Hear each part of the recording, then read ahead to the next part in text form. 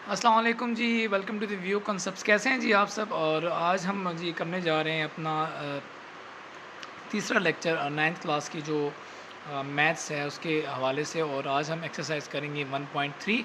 लेकिन उससे पहले कुछ चीज़ें हैं, हम उनको समझ लेते हैं। ऐसा मैंने कोशिश की है कि मैं कंप्यूटर के ज़रिए आपको समझाता, लेकिन अब वो वक्त आ गया है कि मैं आपको जो है वो रजिस्टर के ज़रिए और आपकी बुक के ज़रिए जो है समझाने की कोशिश करूँगा।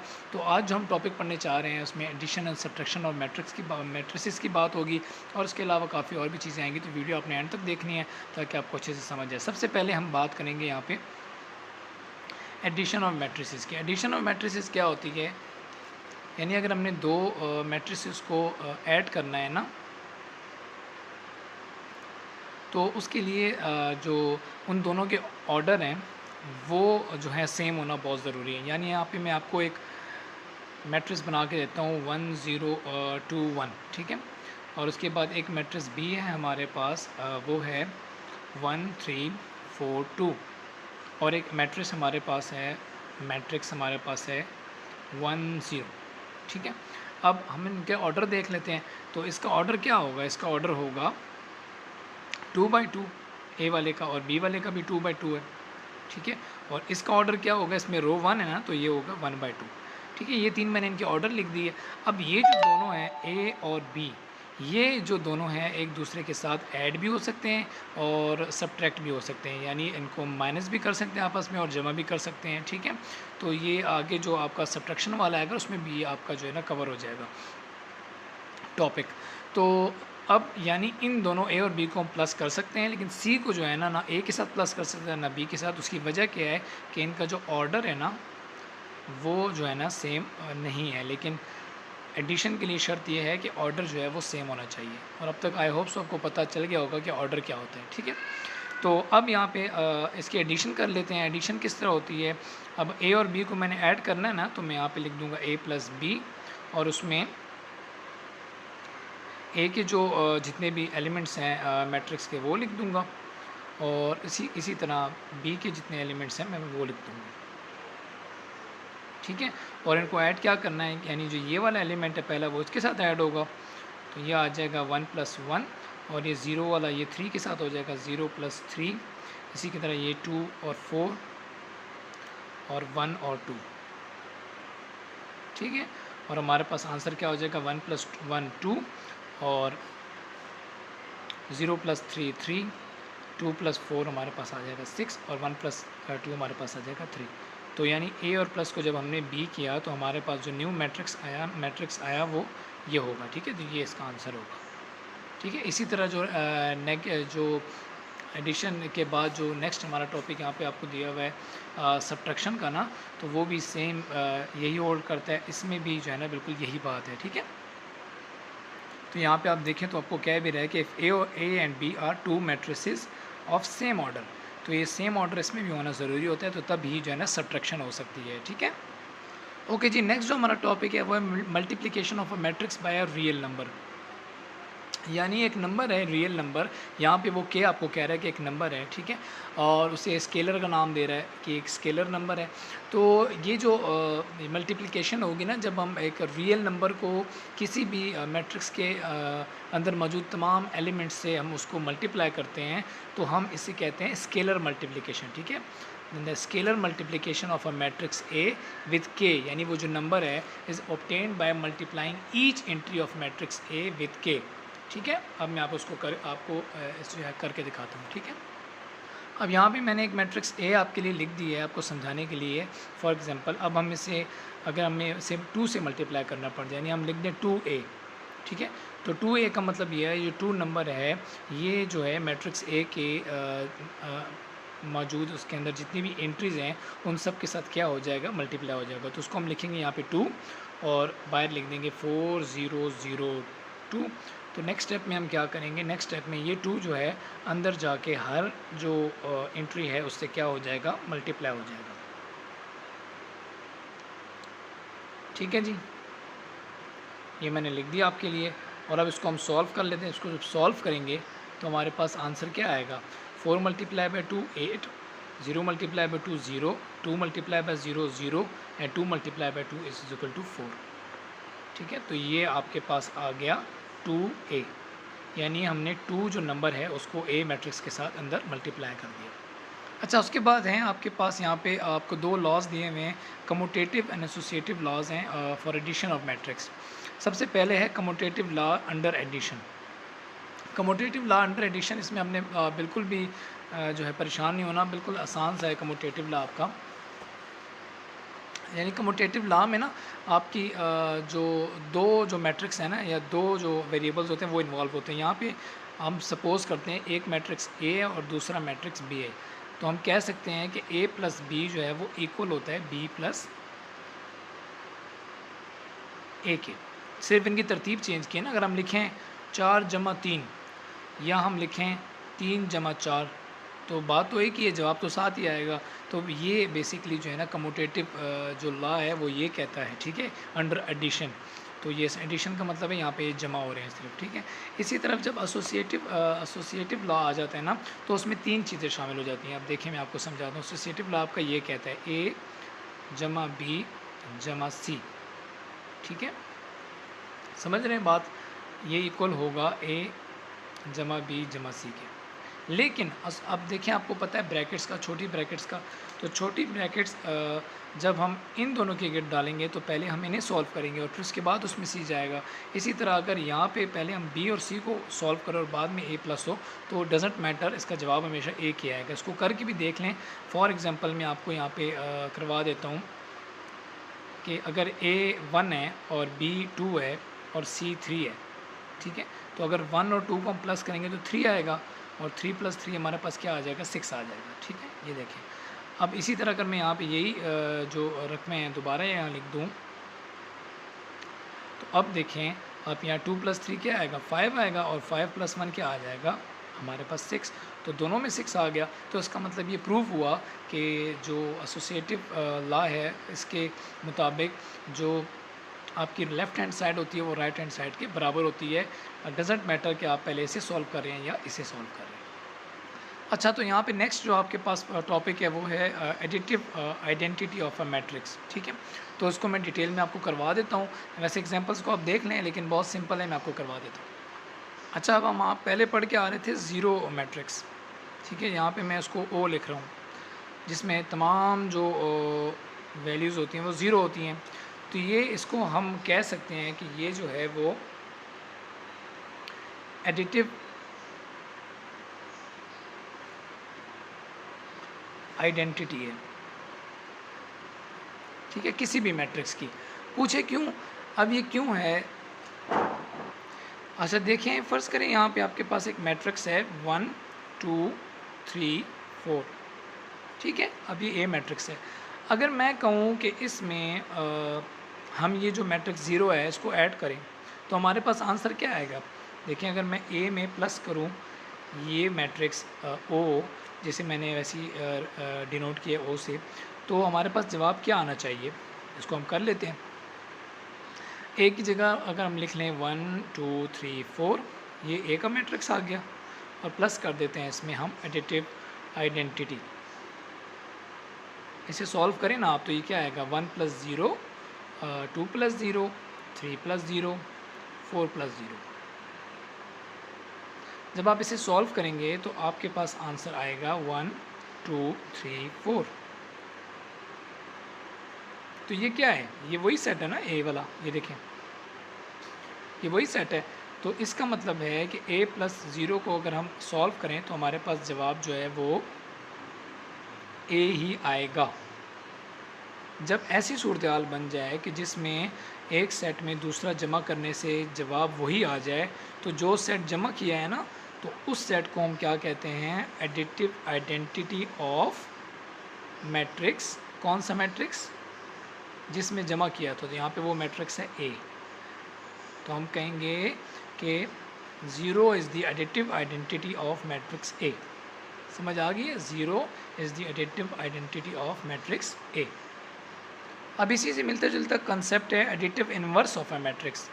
इसमें ये क्या कह रहा है कि जब हम दो मैट्रिक्स को जमा करें तो हमारे पास 0 मैट्रिक्स आए, यानी उन दोनों को जब हम जमा करेंगे ना तो हमारे पास 0 मैट्रिक्स आए।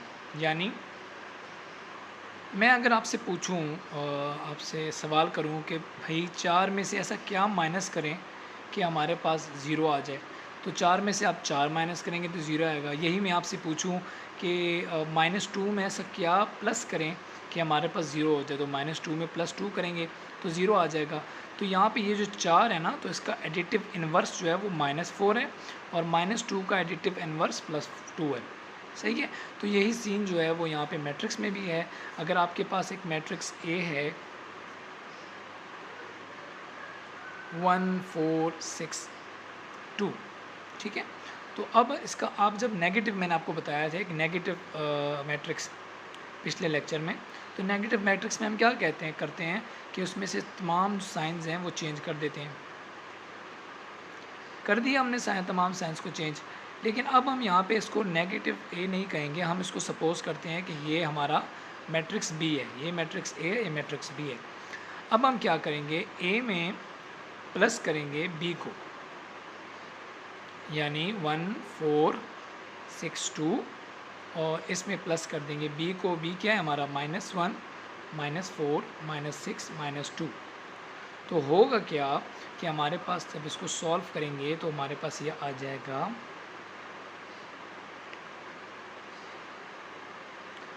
1 में से 1 गया 0, 4 में से 4 गया 0, 6 में से 6 गया 0, 2 में से 2 गया 0।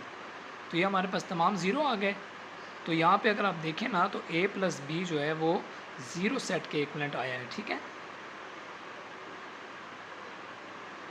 ये सॉरी, समझ आ गई। तो ये किसके इक्वलेंट आया है, 0 सेट के इक्वलेंट आया है। तो इसीलिए यही चीज़ वो आपको यहाँ पे बुक में बता रहा है कि जब a plus B equal to 0 आए या b plus A equal to 0 आए, तो इसका मतलब ये होता है कि जो a है उसका एडिटिव इन्वर्स जो है वो b होगा, ठीक है। तो यहाँ पे भी हमारे पास ये जो a है इसका एडिटिव इन्वर्स जो है वो क्या है, b है। यानी एडिटिव इन्वर्स ऐसा मैट्रिक्स या ऐसा नंबर होता है जो उस नंबर में ऐड किया जाए पहले वाले में, तो जवाब आपके पास 0 आता है, या 0 मैट्रिक्स के सीन में 0 मैट्रिक्स आता है। ओके जी, तो नेक्स्ट अब हम आगे एक्सरसाइज पे अपनी हम एक्सरसाइज करेंगे 1.3। तो उसमें वो पहले पूछ रहा है कि which of the following matrices are conformable for addition. तो वो कैसे हम फाइंड करते हैं कि कौन से मैट्रिसेस एक दूसरे में प्लस हो सकते हैं। तो वो तमाम ऐसे मैट्रिसेस जिनके जो ऑर्डर हैं वो सेम हो, तो वो एक दूसरे में प्लस हो सकते हैं, ठीक है। अब यहाँ पे हम कर लेते हैं।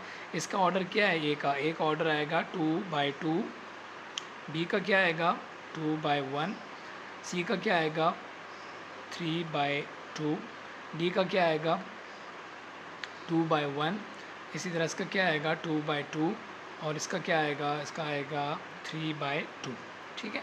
तो यहाँ पे हम आप देखें कि जो सी है वो एफ़ में सी और एफ़ जो हैं वो एक दूसरे के में प्लस हो सकते हैं। इसके अलावा ए और बी जो हैं, सॉरी ए और बी नहीं, 2/2 ये ई है, ए और ई जो है वो दोनों का ऑर्डर सेम है, तो एक दूसरे में वो प्लस हो सकते हैं।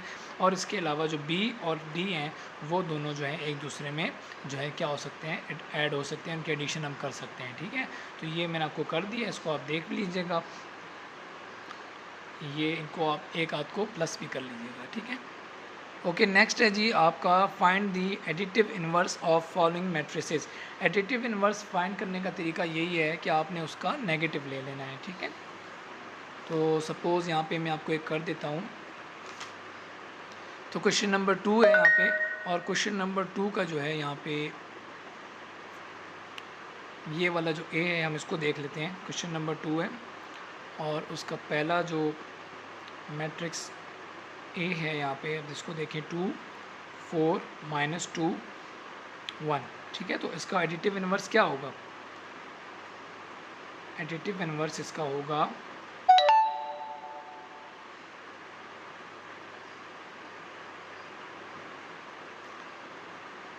-2 -4, और ये -2 है ना, तो इसका हो जाएगा 2, और ये 1 है तो इसका हो जाएगा -1। तो ये इसका एडिटिव इन्वर्स है, ठीक है। इसी तरह आपने सबका कर लेना है। आपको मैं एक और ये f भी करवा देता हूँ। ये देखिए आपका f है ना, तो ये मैं आपको करवा देता हूँ f का भी। तो इसमें आपके पास √3 है, और इसके अलावा आपके पास यहाँ पे 1 है, और -1 है, और √2 है। ठीक है, तो इसका एडिटिव इन्वर्स क्या होगा,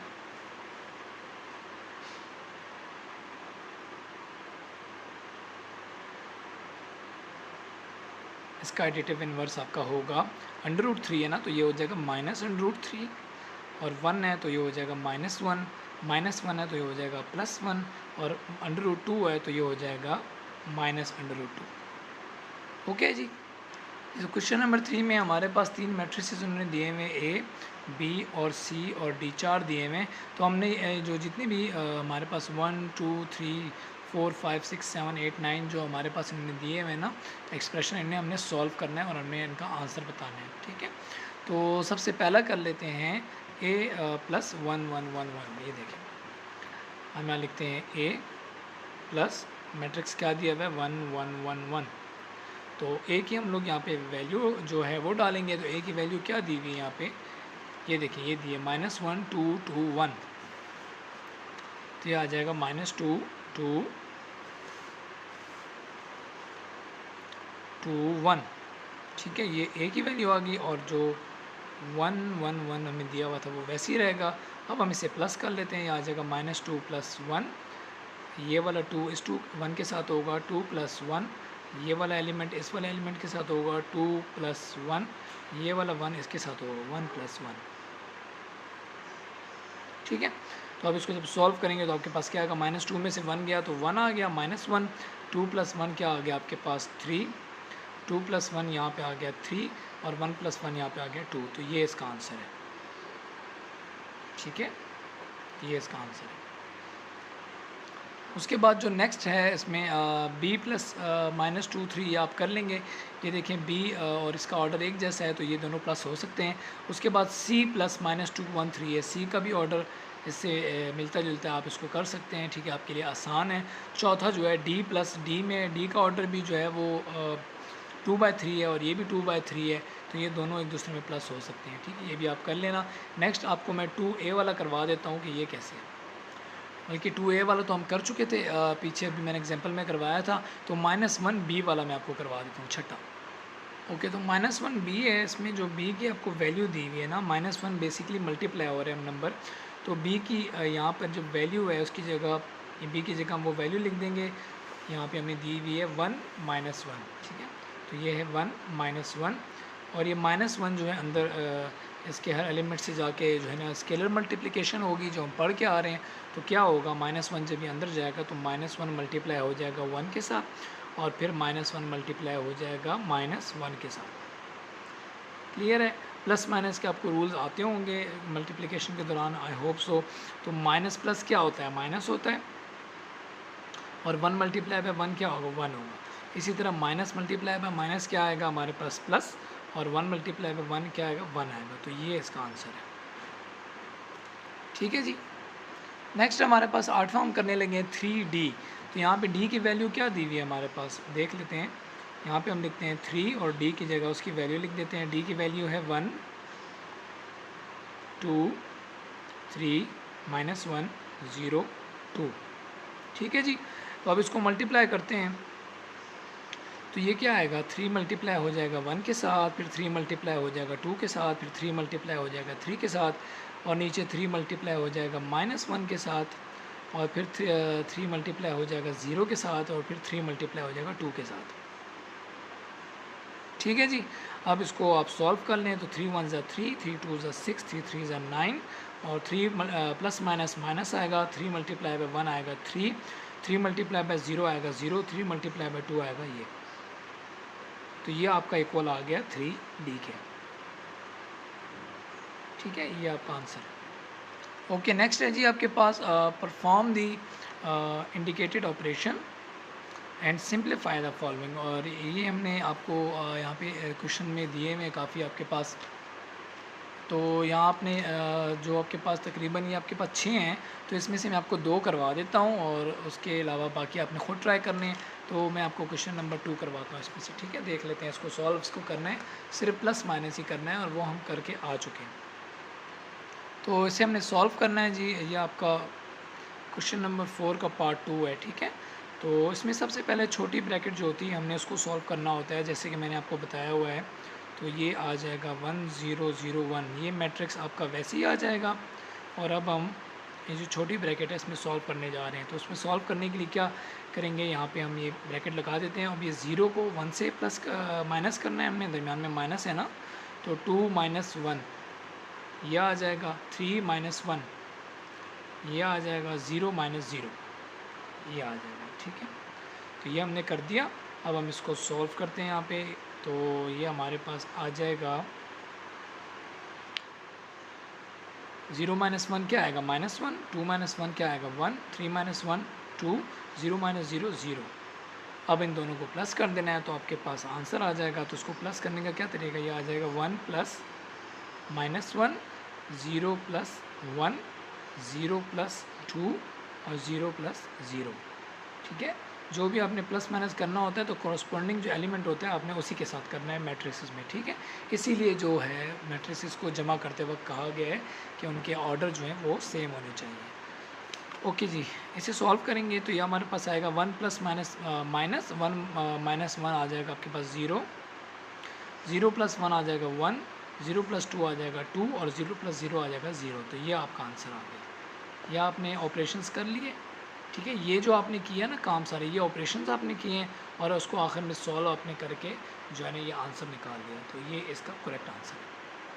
तो क्वेश्चन नंबर 4 में बाकी जितने हैं ना 1 2 3 4 1 3 4 5 6 सारे सिंपल हैं, इजी हैं। मुझे नहीं लगता कि आप नहीं कर सकते, आप इसको अच्छे से कर लेंगे। ठीक है, अब हम चलते हैं क्वेश्चन नंबर 5 की तरफ।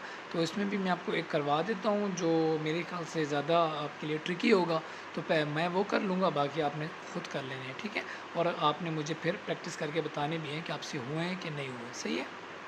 अच्छा, तो यहाँ पे ना आपको कुछ मैट्रिसेस दिए हुए हैं, ए बी और सी दिए हुए हैं और कहा गया है कि नीचे जो रूल्स हैं उनको आपने वेरीफाई करना है। तो ये इक्वेशंस है सारी, इसकी एक साइड होती है लेफ़्ट साइड वाली, उसको हम लेफ़्ट हैंड साइड कहते हैं, और जो राइट पे होती है उसको राइट हैंड साइड कहते हैं। ठीक है, तो पहले हम लेफ़्ट हैंड साइड को सॉल्व करेंगे, उसके बाद राइट हैंड साइड को सॉल्व करेंगे और हम एट द एंड देखेंगे कि दोनों के आंसर ठीक आ रहे हैं। अगर ठीक आ रहे हैं तो वो हम, इसका मतलब ये होगा कि हमने उसको सक्सेसफुली प्रूव कर दिया है। ठीक है। अच्छा, तो मैंने क्वेश्चन नंबर 10 सेलेक्ट किया आपका सबसे आखिरी वाला जो है आपको करवाने के लिए।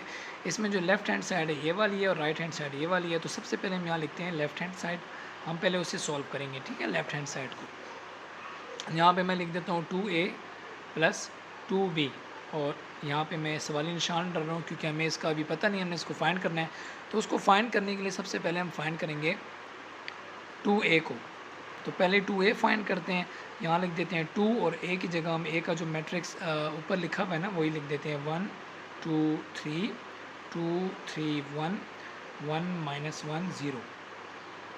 तो ये क्या आएगा, उसको मल्टीप्लाई कर दें।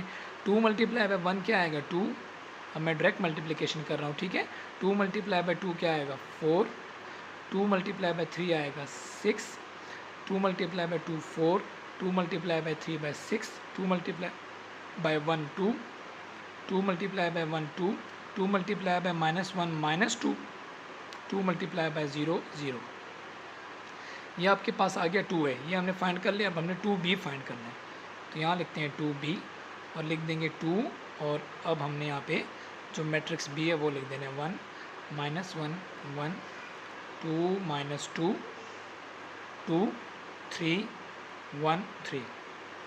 अब इसे मल्टीप्लाई करने 2 multiply bye 1 2, 2 multiply bye minus 1 minus 2, 2 multiply bye 1 2, 2 multiply by 2 4, 2 multiply minus 2 minus 8, 2 multiply by 2 4, 2 multiply by 3 6, 2 multiply bye 1 2, 2 multiply by 3 6। ठीक है जी, अब हमारी इक्वेशन ये कहती है कि हमने 2a जो हमने फाइंड कर लिया उसमें प्लस करें 2b को। तो 2a हमारे पास क्या आया था यहाँ पे, ये देखें 2 4 6 4 6 2 2 माइनस 2 0। ठीक है, अब इसमें प्लस कर देते हैं 2b हमारे पास क्या आया 2 माइनस 2 2 4 माइनस 8 4 6 2 6। ठीक है जी, अब आप इसे प्लस कर लें तो ये क्या आएगा आपके पास 2 + 2 4 प्लस माइनस -2 और 6 प्लस 2, 4 प्लस 4, 6 प्लस -8 और 2 प्लस 4, उसके बाद 2 प्लस 6 -2 प्लस 2 और 0 प्लस 6। ये मैं करस्पॉन्डिंग एंट्रीज के साथ कर रहा हूँ, ठीक है, आपको अभी तक आ गया होना चाहिए। 2 प्लस 2 क्या आएगा 4, 4 में से 2 माइनस हुआ 2, 6 प्लस 2 8, 4 प्लस 4 8, 6 प्लस -8 करेंगे तो -2 आएगा, 2 प्लस 4 आएगा 6, 6 प्लस 2 8, -2 प्लस 2 कैंसिल हो जाएंगे, 0 आ जाएगा, 0 प्लस 6 आ जाएगा 6। तो ये आपके पास आ गया 2a प्लस 2b, ठीक है। ये आपकी कौन सी साइड है, लेफ्ट हैंड साइड है। ये आपने फाइंड कर ली। अब हमने फाइंड करनी है राइट हैंड साइड जो इसके बराबर आनी चाहिए, तभी हमारा जो ये प्रूव है ये कंप्लीट हो जाएगा। अच्छा, तो यहाँ पे ये राइट साइड आ गई है, मैंने पहले से लिख लिया है टाइम को बचाने के लिए। अब यहाँ पे सबसे पहले 2a प्लस बी हमने फाइंड करना है, इसमें a प्लस बी हम पहले फाइंड करेंगे, तो उसको हम कर लेते हैं प्लस जल्दी से। 1 प्लस 1 आ जाएगा 2, 2 माइनस 1 आ जाएगा 1, 3 प्लस 1 आ जाएगा 4, 2 प्लस 2 आ जाएगा 4, 3 प्लस -2 आ जाएगा आपके पास 1, 1 प्लस 2 आ जाएगा 2, 1 प्लस 3 आपके पास आ जाएगा 3, -1 प्लस 1 0 आ जाएगा, 0 प्लस 3 आपके पास आ जाएगा 3, ठीक है। तो ये आपके पास आ गया a प्लस बी। अब हमने फाइंड करना है 2a प्लस बी, तो 2 तो हमारे पास है ना, तो 2 हम यहाँ लिख देंगे और a प्लस बी की जगह ऊपर वाला हम जो सेट हमने भी फाइंड किया है, जो मैट्रिक्स फाइंड किया है सॉरी, तो वो हम यहाँ लिख देते हैं, ठीक है। यहाँ तक क्लियर है जी। अच्छा, यहाँ पे ना पीछे एक छोटी सी मिस्टेक हुई है, इसको देख लेते हैं। यहाँ पे ये देखें, 2 को -2 से हमने मल्टीप्लाई किया तो यहाँ पे -4 आएगा, ठीक है। और ये -4 जब यहाँ पे आएगा, ये आप करेक्ट कर ले अपने पास, तो ये -4 यहाँ पे इधर भी आ जाएगा -4। अब 6 में से -4 होगा तो हमारे पास 2 माइनस में नहीं आएगा बल्कि प्लस में आएगा, ठीक है। तो ये +2 है, इस माइनस को हटा दें, ओके। अब यहाँ पे ये देखें कि 2 मल्टीप्लाई हो रहा है 2 से, तो क्या आएगा 2 multiply by 2, 2 multiply bye 1, 2 multiply bye 4, 2 multiply bye 4, 2 multiply bye 1, 2 multiply by 2 और 2 multiply by 3, 2 multiply bye 0, 2 multiply by 3। तो ये कौन सी मल्टीप्लिकेशन हो रही है, स्केलर मल्टीप्लिकेशन हो रही है, ठीक है। एक रियल नंबर अंदर जाके मैट्रिक्स में जाके मल्टीप्लाई हो रहा है, तो ये क्या आएगा 4 2 8 8 2 4 6 0 6, ठीक है जी। तो ये आपके पास आ गया 2a plus B which is your right hand side, ठीक है। तो यहाँ पे भी एक छोटी सी करेक्शन है, जल्दी में करा रहा हूँ तो हो रही है। यहाँ पे ये देखें 1 + 3 था ना, यहाँ पे ये देखें ये 1 इस 3 के साथ प्लस हुआ तो ये आपका आ गया 4। जब ये 4 आ गया तो 4 जब 2 के साथ यहाँ पे मल्टीप्लाई होगा तो ये आपके पास आ जाएगा 8, ठीक है। ये आपने ठीक कर लेना है। तो अब आपके पास राइट हैंड साइड आ गया 4 2 8 8 2 4 8 0 6, ये आपकी आ रही है 2ab plus 2 multiply a plus b है ना, तो ये हमारे पास 2a plus 2b equal to आ रहा है 2a प्लस बी, ये हमें दिया गया था, ठीक है। जो हमारी ये लेफ़्ट हैंड साइड थी और ये हमारी राइट हैंड साइड थी। अब इससे देख लेते हैं, जो लेफ़्ट हैंड साइड हमारे पास आई थी वो है 4 2 8 8 2 6 8 0 6, ठीक है। तो ये आ गई हमारे पास 4 2 8 8 2 4 8 0 6, और यहाँ पे राइट हैंड साइड भी हमारे पास जो आ रही है ऊपर लिख लेते हैं 4 2 8 8 2 4 8 0 6, ठीक है। तो ये दोनों एक दूसरे के जो है ना इक्वल आ रही हैं, तो हम यहाँ लिखेंगे हैंस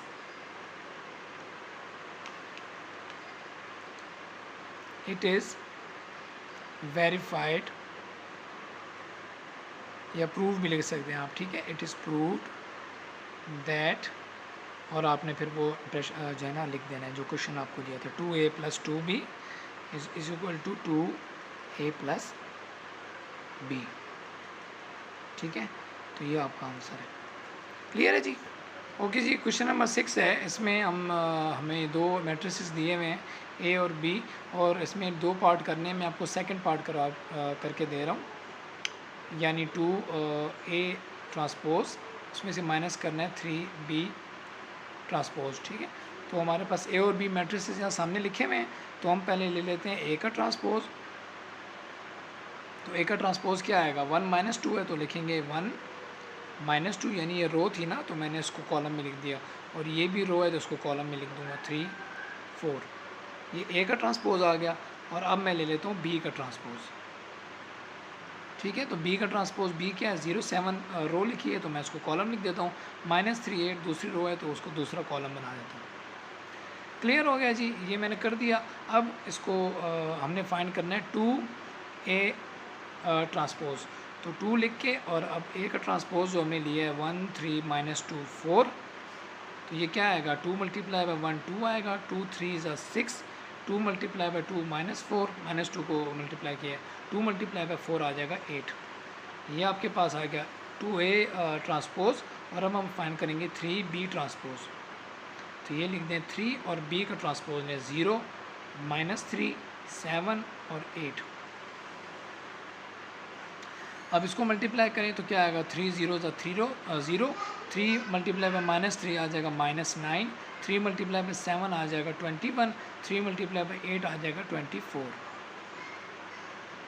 यहाँ तक क्लियर है। अब हमने जो सिंपली जो हमें जो इक्वेशन दी हुई थी, सॉरी हमें जो दिया हुई थी एक्सप्रेशन, हम उसमें जो है इनकी वैल्यूज़ पुट कर देंगे। तो 2a ट्रांसपोज हमारे पास क्या आया था, 2 6 - 4 8 आया था। और इसी तरह जो 3b ट्रांसपोज है वो हमारे पास क्या आया था, वो आया था हमारे पास 0 - 9 21 24। अब इनको हम लोग सॉल्व कर लेंगे, तो ये आ जाएगा 2 - 0 6 - -9 -4 - 21 8 - 24। 2 - 0 करें तो क्या आता है आपके पास, 2 आता है। 6 माइनस प्लस हो जाएगा, 9 + 6 क्या आ जाएगा आपके पास, 15 आ जाएगा। अच्छा, माइनस प्लस होता है, तो 21 में 4 प्लस करें 25 आएगा। अलामत वही लगेगी जो आपकी 21 के साथ होगी, यानी बिग आपके जो रकम होगी ना बड़ी वाली, उसकी वाली लगती है अलामत। तो प्लस माइनस में माइनस होगा, 24 में से 8 माइनस करेंगे तो आ जाएगा आपके पास 16, और अलामत यहाँ पे भी माइनस की लगेगी क्योंकि 24 के साथ माइनस है। तो ये आपका आंसर है। ठीक है, इसको आपने ट्राई कर लेना है। और जो पहली वाली जो इसका जो पहला क्वेश्चन है, क्वेश्चन 6 का जो पहला पार्ट है, वो आपने खुद कर लेना है। ठीक है। अच्छा जी, क्वेश्चन नंबर 7 आपका दिया हुआ है। इसमें आपको एक इक्वेशन दी हुई है मैट्रिसेस की, और उसमें आपको कहा गया है कि इसमें जो ए और बी हैं, इनकी आपने वैल्यू फाइंड करनी है। यहाँ पे जो ये ए और ये जो बी है, आपने इसकी वैल्यू फाइंड करनी है।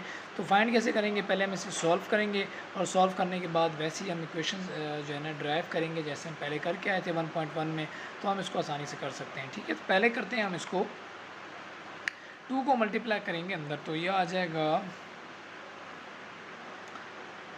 2 × 2 2 × 4 2 × -3 और 2 × a। ठीक हो गया जी। इसी तरह 3 को भी अंदर हम मल्टीप्लाई कर देते हैं, तो ये आ जाएगा 3 × 1 3 × b 3 × 8 एंड 3 × -4, और ये इक्वल आ जाएगा 7 10 18 1 के, जो है उसको वैसे ही लिख देना है। ठीक है, अब इसको आगे हम सॉल्व करेंगे। 2 × 2 क्या आएगा हमारे पास, 4 आ जाएगा। 4 × 2 8, 2 × 3 6 आएगा, लेकिन माइनस में आएगा, माइनस है। 2 × a क्या आएगा, 2a प्लस यहाँ पे 3 × 1 3, 3 × b 3b, 3 × a 24, और 3 × -4 आ जाएगा आपका 12 -12। ठीक है, तो ये आपके किसके इक्वल आ रहा है, 7 10 18 और 1 के। अच्छा, अब हमने इन दोनों को प्लस करना है। प्लस करने के बाद हमारे पास इक्वेशन ज़रा और जो है ना वाज़ह हो जाएगी। तो करें इसको जी, 4 + 3 आ जाएगा, 8 + 3b आ जाएगा, -6 + 24 आ जाएगा, और 2a -12 आ जाएगा, और ये इक्वल आ जाएगा 7, 10, 18, 1 के। ठीक है जी।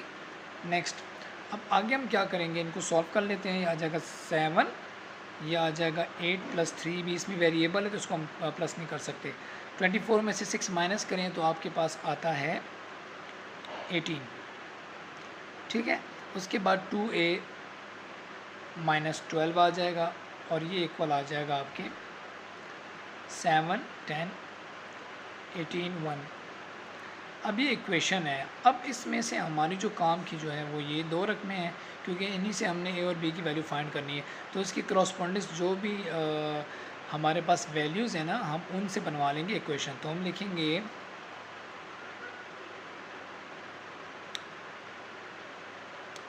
वी गेट, ठीक है, और यहाँ पे इक्वेशन लिख देंगे। पहले लिख देंगे 8 + 3b इज इक्वल टू 10। ठीक है, ये एक आपकी इक्वेशन आ गई। इसको आप बेशक 1 कर दें, लेकिन ज़रूरत नहीं है इसको, यहाँ पे साइड पे आप लोग इसको ऐसे भी कर सकते हैं। और दूसरी आ गई आपकी 2a -12 इज इक्वल टू 1, और इनको साइड बाय साइड आप सॉल्व कर दें। यहाँ 8 प्लस हो रहा है, वहाँ जाके 10 में से माइनस हो जाएगा, यहाँ पे आपके पास 3b रह जाएगा। 10 में से -2 किया 8 किया 2 आ जाएगा, यह आ जाएगा 3b। अब 3 यहाँ मल्टीप्लाई हो रहे हैं, वहाँ जाके डिवाइड हो जाएगा 3 पे, और यहाँ पे b आ जाएगा। तो b की वैल्यू आपके पास निकल आई। ठीक है, इसी तरह a की वैल्यू फाइंड करनी है। ये 12 यहाँ पे माइनस हो रहा है, वहाँ जाके क्या हो जाएगा, प्लस हो जाएगा, और ये आ जाएगा 13। ये आ जाएगा 2a, 2 वहाँ जाके क्या हो जाएगा डिवाइड, ये आ जाएगा 13 डिवाइड बाय 2, और a की वैल्यू आपके पास आ जाएगी 13/2। ठीक है, तो a आपके पास क्या आ गया 13/2, और b आपके पास क्या आ गया 2/3। तो ये आपके आंसर है। ओके, तो क्लियर है यहाँ तक जी। तो क्वेश्चन नंबर 8 आप कर सकते हैं, इतना प्रैक्टिस हो गई है। तो क्वेश्चन नंबर 8 में भी आपके पास जो 6 आपको शर्तें दी हुई हैं, उनमें से आप जो है ना इनको वेरीफाई करेंगे, जैसे हमने क्वेश्चन नंबर 5 में किया था। तो बहुत इजी है, आप a + b को पहले सॉल्व करेंगे, उसका ट्रांसपोज लेंगे लेफ्ट हैंड साइड पे यहाँ पे। उसके बाद दूसरे में राइट हैंड साइड पे आपने पहले a का ट्रांसपोज लेना है, b का ट्रांसपोज अलग से लेना है, फिर उन दोनों को प्लस कर देना है, और फिर इन दोनों का जवाब एक बराबर आना चाहिए। तो इस तरह से जो है ना ये आपका क्या होगा, वेरीफाई हो जाएगा। और सेम जो केस है वो 2 के लिए भी है। ठीक है, तो आपको इसमें जो क्वेश्चन नंबर 3 है ना, ये वाला, ये मैं करवा देता हूँ कि ये हम कैसे प्रूव करेंगे कि a + a ट्रांसपोज जो है वो सिमेट्रिक है। तो यहाँ पे पहले हम देखेंगे कि a + a ट्रांसपोज आएगा क्या। पहले हम लेते हैं a का ट्रांसपोज। ठीक है, a हमारे पास ये दिया हुआ है, मैं लिखता नहीं हूँ, दोबारा रिपीट नहीं करता टाइम बचाने के लिए। ये देखें आपके पास क्वेश्चन नंबर 8 में दिया हुआ है ना a मैट्रिक्स। तो ये 1 2 0 1 है, तो इसका जब ट्रांसपोज लेंगे तो 1 2 रो को मैं कॉलम में लिख लेता हूँ, और दूसरी रो जो है उसको मैं दोबारा दूसरे कॉलम में लिख देता हूँ। ठीक है, 1 2 को मैंने कॉलम में लिख दिया, यहाँ पे 0 1 रो को 0 1 कॉलम में लिख दिया, ट्रांसपोज आ गया। और a हमारे पास क्या है, हम दोबारा इसको लिख लेते हैं 1 2 0 1, ये हमारे पास a है। अब हमने ये फाइंड करना है a + a ट्रांसपोज, ये फाइंड करना है। तो हम क्या करेंगे, यहाँ लिखेंगे a + a ट्रांसपोज। ये हमारे पास दोनों मैट्रिक्सेस मौजूद हैं, तो हम लिख देंगे 1, पहले a का लिखेंगे, और प्लस के बाद a ट्रांसपोज जो हमने फाइंड किया था 1 0 2 1, उसको लिख लेंगे। ठीक है, तो ये क्या आएगा 1 + 1 2 + 0 0 + 2 एंड 1 + 1। तो इसको सॉल्व करें तो क्या आएगा, ये आएगा 2 2 2 और 2। ये आपके पास क्या आ गया, a + a ट्रांसपोज। अच्छा, यहाँ तक तो बात क्लियर हो गई, आपको समझ आ गई होगी। अब ये कैसे फाइंड करें कि जो ये सॉरी क्या कह रहा था वो आपसे, सिमेट्रिक है ये कैसे फाइंड करेंगे? सिमेट्रिक की अगर आपको डेफिनेशन याद हो, मैंने आपको बताई थी कि सिमेट्रिक कोई भी जो मैट्रिक्स है वो सिमेट्रिक तब होगा जब उसका ट्रांसपोज लिया जाए तो वो उसी के बराबर आए।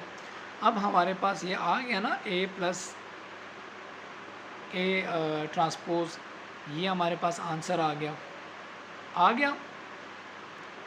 टू चेक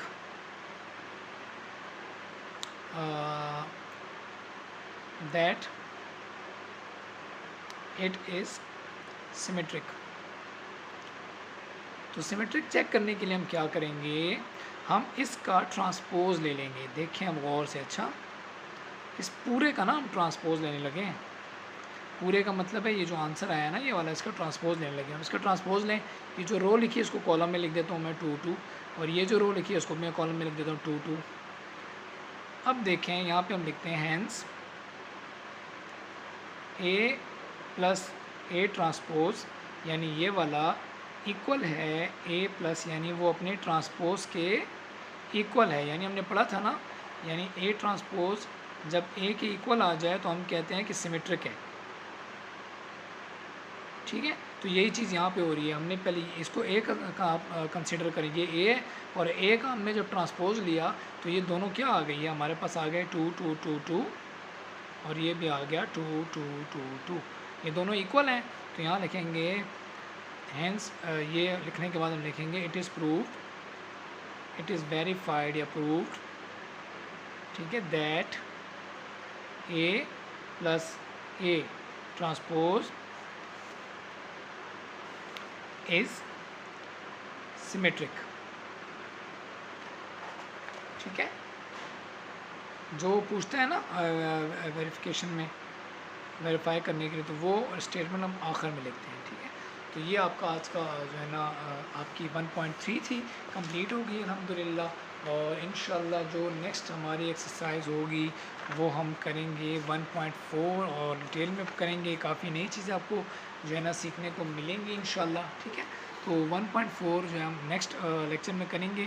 तो अगर वीडियो पसंद आई है तो लाइक करें, और अपने बताना ज़रूर है कि आपको कितनी समझ आ रही है। ठीक है, जितना आप अच्छा रिस्पॉन्स देंगे तो इंशाल्लाह हम आगे जो है ना मज़ीद इसके लेक्चर्स भी साथ साथ डालते रहेंगे। ठीक है, तो मिलते हैं नेक्स्ट वीडियो में, तब तक के लिए अल्लाह हाफ़िज़, अपना ख्याल रखिएगा।